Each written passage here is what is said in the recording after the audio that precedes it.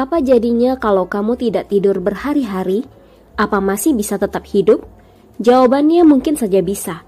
Sebuah penelitian menemukan bahwa waktu paling lama seseorang dapat hidup tanpa tidur adalah sekitar 264 jam alias 11 hari berturut-turut. Kisaran waktu ini hanya perkiraan saja. Penelitian itu didapat dari rekor seseorang tanpa tidur paling lama di tahun 1965 yang mampu terjaga selama sekitar 11 hari. Dalam keadaan ekstrim, kurang tidur pada akhirnya dapat menyebabkan kematian. Kurang tidur kronis meningkatkan resiko medis yang serius, seperti obesitas, penyakit jantung, dan diabetes. Secara psikologis, kamu akan sangat mudah tersinggung, bahkan akan membuat kamu mengalami depresi, kecemasan, paranoid, hingga berhalusinasi. Hari pertama selama 24 jam tidak tidur, kamu akan mengalami gangguan koordinasi, memori, penilaian, dan sulit mengambil keputusan. Kurang tidur pada 24 jam sama seperti seseorang dengan kandungan alkohol dalam darah 0,1%.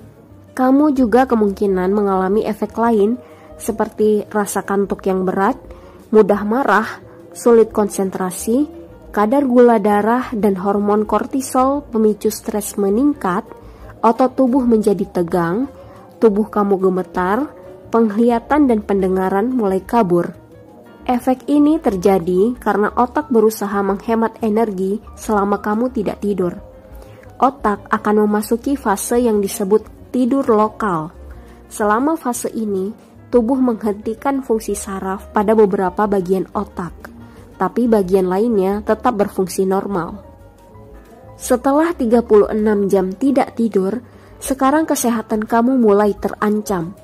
Tingkat inflamasi yang tinggi ada dalam aliran darah yang pada akhirnya menyebabkan tekanan darah tinggi.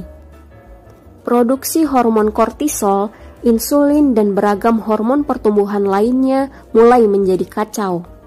Dampak lain yang timbul akibat tidak tidur selama 1,5 hari penuh adalah kelelahan parah, emosi kacau balau, kesulitan memikirkan solusi, gangguan bicara, baik dalam pemilihan kata ataupun nada bicara.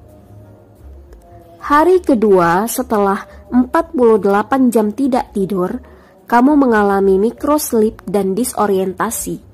Tubuh mulai tertidur sekian detik hingga setengah menit dan biasanya diikuti oleh periode disorientasi.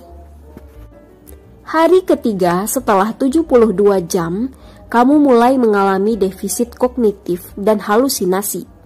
Akan ada defisit yang signifikan dalam konsentrasi, motivasi, dan proses mental lain yang lebih tinggi.